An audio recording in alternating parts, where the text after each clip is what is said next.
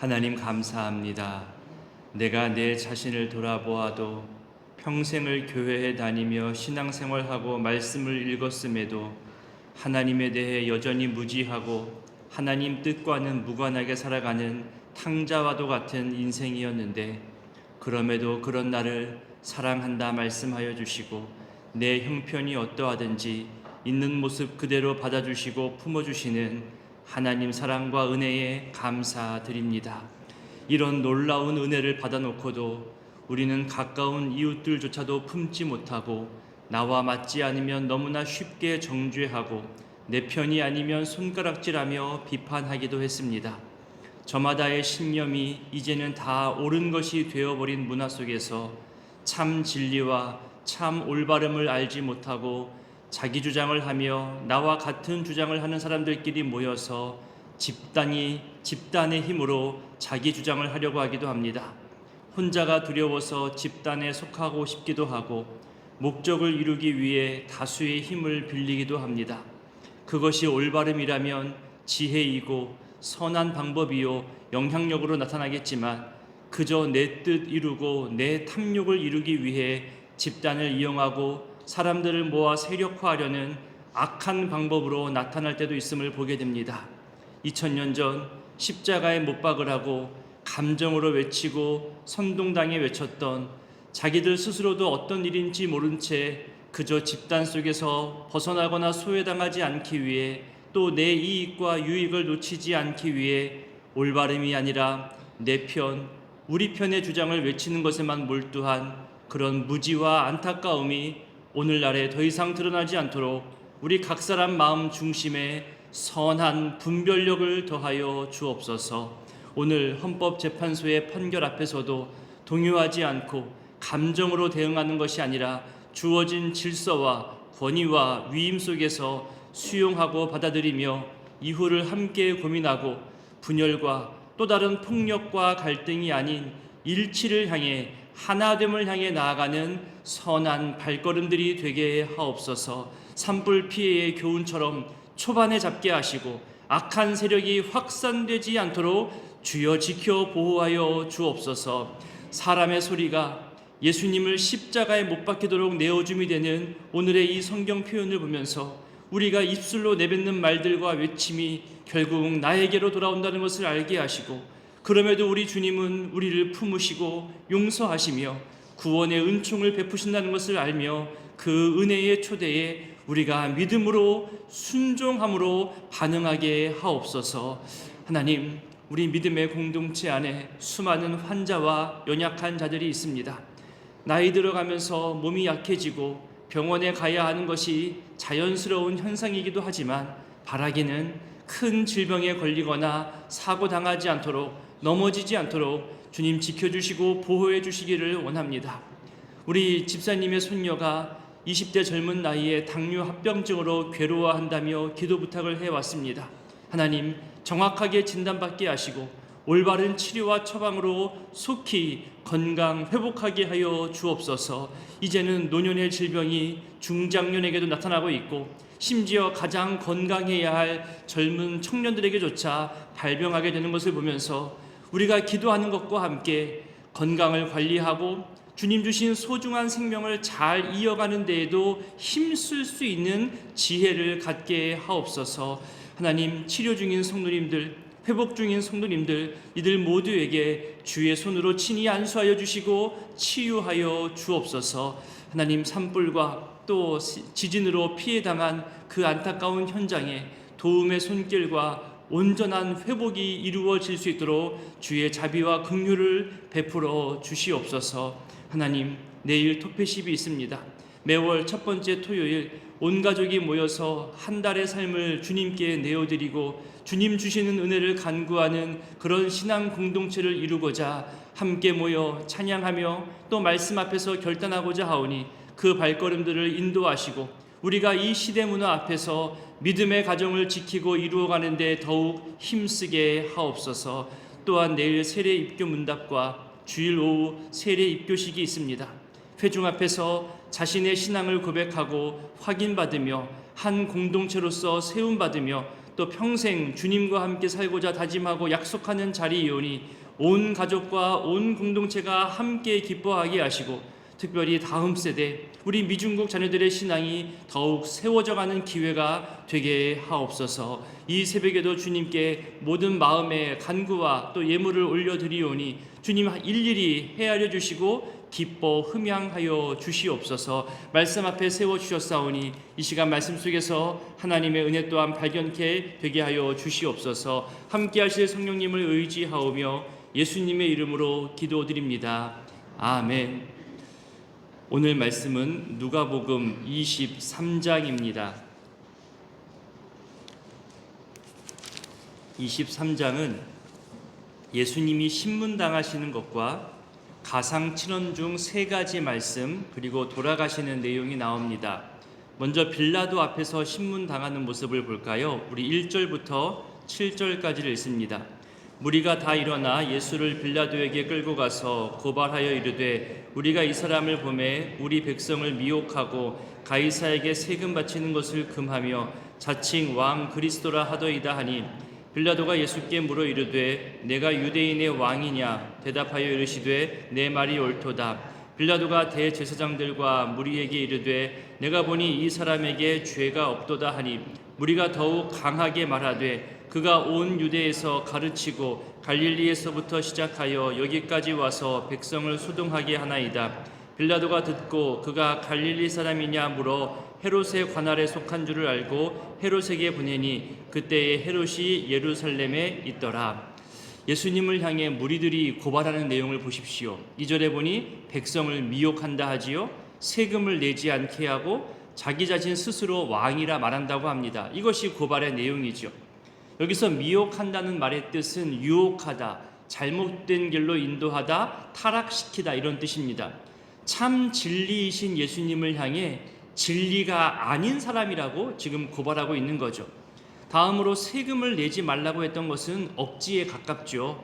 얼마 전에도 살펴봤지만 가이사의 것은 가이사에게 그렇게 세금에 대해서 말씀해 주셨습니다. 그리고 세금도 내셨죠. 왜 이런 내용의 고발이 생겨났을까요? 억지 주장입니다.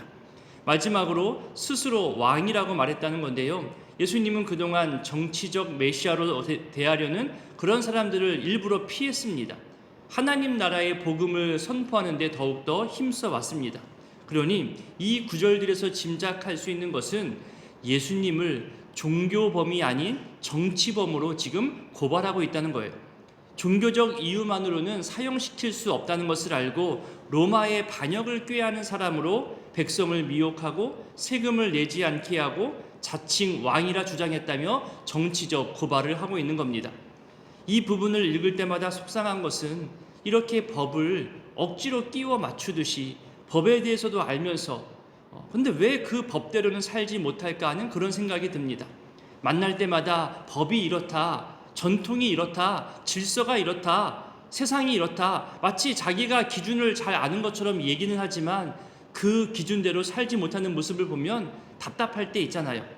게다가 자기들이 그 법에 어긋나게 행동하는 것을 깨닫지 못할 정도로 지금 마음이 무디어져 있는 것을 보게 됩니다. 결국 사내들인 사람들이 고발하고 있는 주요 세 가지 내용은 예수님의 행적과는 무관한 내용들입니다. 자기들이 그렇게 대본을 짜고 그렇게 만들어버리는 완악함의 모습을 보여주고 있는 거죠. 종교적 이유로 고발하기가 어려우니 예수님을 로마를 대적하는 사람들을 선동하는 선동가로 정치범으로 지금 만들어가고 있는 겁니다. 수많은 재판을 담당했던 빌라도가 이것을 모를 리 없습니다. 이것이 죄가 되지 않는다고 판단하는 거죠. 정말로 억지 주장이고 자기들이 원하는 목표를 이루기 위해 끼워 맞추기식의 고발을 보면서 4절에서처럼 내가 보니 죄가 없다, 무죄라고 말을 합니다. 결국 종교적 문제이니 너희들끼리 알아서 끝내라 이런 귀찮음도 느껴집니다. 재판을 담당한 사람이 자기 소신과 법적 근거를 가지고 당당하게 외친 것이 아니라 종교적 문제에 민감한 유대인들과 더 이상 얽히고 싶지 않은 그런 귀찮은 마음과 처세술도 느껴지게 됩니다. 백성들이 이제 더욱 강하게, 더욱 집요하게 이것저것 고발하고 큰 소리로 주장합니다.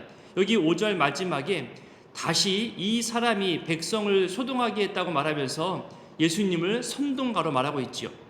정작 백성들을 선동하고 고발하게 한 주체는 사내들인인데 지금 예수님이 선동하며 예수님이 질서를 무너뜨리고 있다고 강력하게 거짓 주장을 하고 있는 겁니다. 그러다가 이들의 주장 속에 예수님이 갈릴리 사람이라는 이 말을 듣고 책임 회피할 수 있는 한 방법을 빌라도가 찾아내지요. 당시 로마법으로는 1차 재판 권한이 그 지역의 분봉왕에게 있었기 때문에 헤롯에게 보낼 명분이 생긴 겁니다. 게다가 헤롯이 예수님에 대해서 평소에 관심이 있어 했거든요. 더 잘 됐죠. 게다가 그런 헤롯이 마침 예루살렘에 와 있는 겁니다. 그래서 그 헤롯에게 예수님을 보냅니다. 이제 예수님은 헤롯 앞에서 신문당하십니다. 우리 8절부터 12절까지를 읽습니다. 헤롯이 예수를 보고 매우 기뻐하니 이는 그의 소문을 들었으므로 보고자 한지 오래였고 또한 무엇이나 이적 행하심을 볼까 바랐던 연고려라. 여러 말로 물으나 아무 말도 대답하지 아니하시니 대제사장들과 서기관들이 서서 힘써 고발하더라.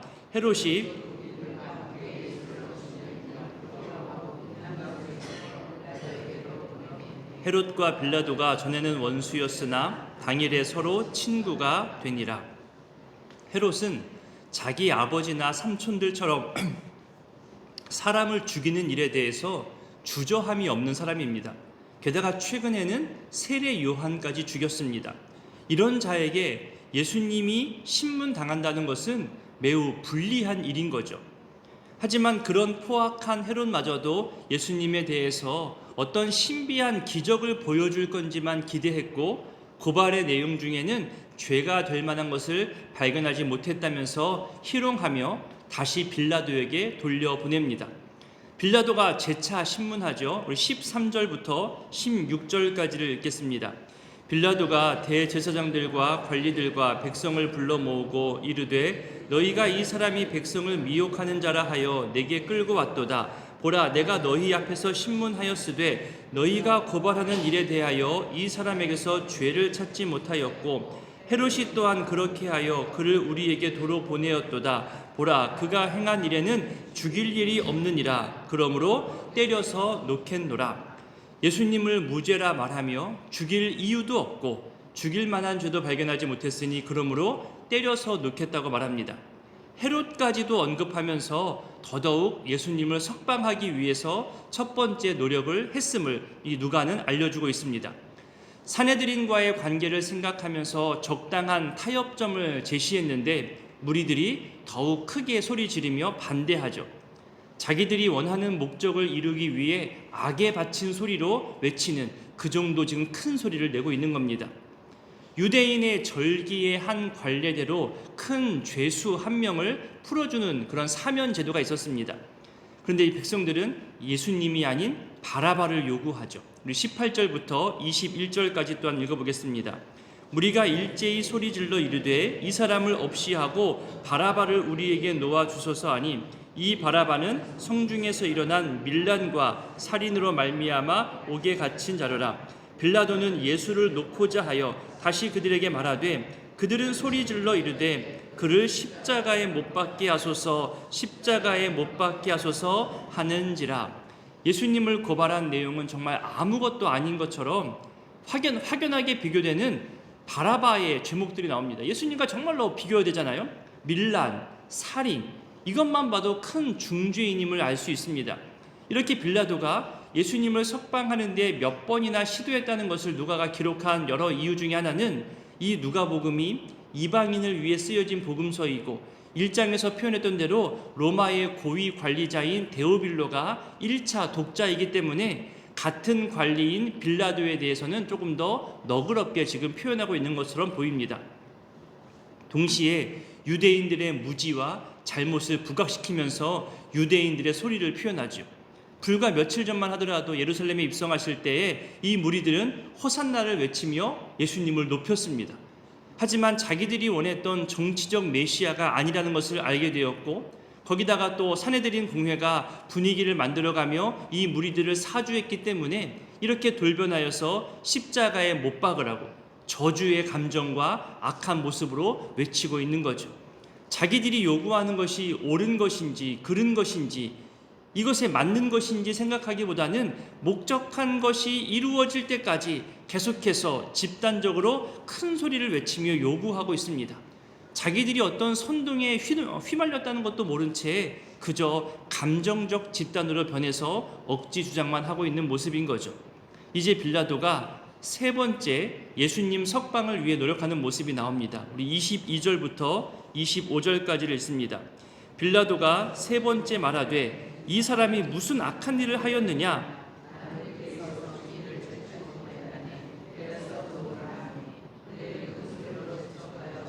십자가에 못 박기를 구하니 그들의 소리가 이긴지라. 이에 빌라도가 그들이 구하는 대로 하기를 언도하고 그들이 요구하는 자 곧 밀란과 살인으로 말미암아 옥에 갇힌 자를 놓아주고 예수는 넘겨주어 그들의 뜻대로 하게 하니라. 이렇게 예수님을 석방하고자 한 이유는 예수님이 정치적으로 무죄인 것도 알았고 또 종교적 문제로 유대인들 사이에 또 선동도 있었고 또 사내들인의 시기, 질투가 있었던 것을 빌라도는 다 간파하고 있었던 거죠. 그럼에도 어떤 정의로운 판결을 내리지 못하고 유대 종교 지도자들과의 갈등도 피할 수 있는 방법, 또 무리들의 폭동도 피하기 위해 정의가 아닌 무리들의 요구와 목적대로 재판을 선고하게 됩니다. 23절의 표현처럼 그들의 소리가 이긴지라. 이것이 긍정의 표현이 아닌 거예요. 이 방법이 옳다는 게 아니라는 거죠. 그럼에도 사람들은 숫자를 모으고 세력을 모으고 여러 주장들을 모아서 집단의 힘을 과시하려 합니다. 결국 우리가 매일 고백하는 사도신경의 저주의 인물로 수치스러운 이름으로 빌라도가 매일 언급되고 있습니다. 오늘날에도 찬반을 놓고 격렬하게 싸웁니다. 조직적으로 움직이기도 합니다. 무엇이 옳고 그른지보다 세워진 법적 질서보다 사람의 소리로 이기려고 하는 모습들이 보입니다. 이성과 상식이 아닌 감정과 자기 목적이 앞서려는 그런 안타까운 모습이기도 합니다. 자유민주주의이고 법치국가로서 오늘 헌법재판소의 판결이 중요하게 아마 다가올 텐데요. 찬반의 입장에 따라서 여러 감정들이 생겨나겠지만 또 아쉬움과 속상함도 생기겠지만 이 판결을 존중하고 이 결과에 승복하며 더 이상 분열되지 않도록 우리 안에서 갈라지지 않기를 힘써야 할 것입니다. 기도하기는 헌법재판소가 엄격한 법률적 판단을 내리도록 국가와 또 국민으로부터 법적 권한을 위임받은 기관으로서 올바름을 드러낼 수 있기를 기도하게 됩니다. 우리 신앙인들도 오늘의 결과를 놓고 기도하기보다는 결과 이후에 일어날 사회 현상과 안정을 위해서 기도해 주셨으면 좋겠습니다. 정치 지도자들이 자기들의 소리로만 정치하는 것이 아니라 국민의 소리를 듣고 또 정치뿐만이 아니라 경제, 안보, 국제 외교를 위해서도 힘써 주시기를 바라며 오늘 이후에 나라의 행보를 위해서도 또 기도해 주셨으면 좋겠습니다. 또한 이 일로 한국 교회들이 분열되지 않도록 어느 한쪽에 극단적으로 치우치는 모습이 아니라 오늘 성경 속에 드러나는 이 안타까운 모습이 오늘날 우리 모습 되지 않기를 그렇게 기도했으면 좋겠습니다. 우리 한국교회의 역사를 보세요. 우리 나라의 역사를 보세요. 일제강점기, 해방, 그리고 6.25 한국전쟁 수많은 위기들을 이겨냈습니다. 이런 우리 대한민국의 미래가 또 그리고 수많은 피 흘림 가운데 세워진 한국교회의 미래가 하나님 뜻 안에서 화해와 희망의 미래가 되도록 우리가 더욱더 기도해 주시기를 소원합니다. 26절에 보면 특별한 인물이 나오죠. 우리 26절을 읽어볼까요? 그들이 예수를 끌고 갈 때에 시몬이라는 구레네 사람이 시골에서 오는 것을 붙들어 그에게 십자가를 지워 예수를 따르게 하더라. 예수님이 십자가 처형장으로 끌려가는 동안에 등장하는 인물이 나오는데요. 당시 십자가형은 자기가 못 박힐 십자가를 직접 메고 처형장까지 올라가야만 했습니다. 무게만으로 보면 약 20kg 정도, 많아야 30kg가 안 될 거예요. 근데 그 정도 무게는 건강한 성인 남자가 충분히 지고 갈 수 있는 무게입니다.